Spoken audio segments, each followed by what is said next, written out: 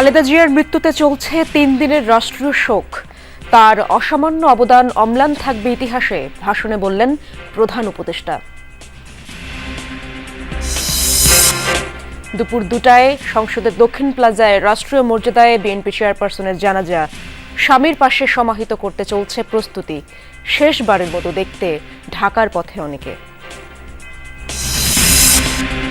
সাবেক প্রধানমন্ত্রীর প্রয়াণে মর্মাহত পুরো দেশ। গুলশান কার্যালয়ের শোক বইয়ে বিভিন্ন দেশের প্রতিনিধিদের স্বাক্ষর। সবার কণ্ঠেই ছিল বর্ণাঢ্য রাজনৈতিক জীবনের জয়গান।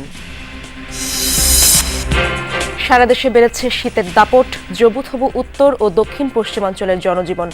সবচেয়ে বিপাকে ছিন্নমূল মানুষ। প্রচন্ড লাগতেছে, শীত লাগতেছে, আর বসা যাবে কিছু দেখা যায় না। হাত পা কাঁপায় টাপায় নিয়ে এসতেছে, কাজ বাজ করতে অনেক কষ্ট হচ্ছে।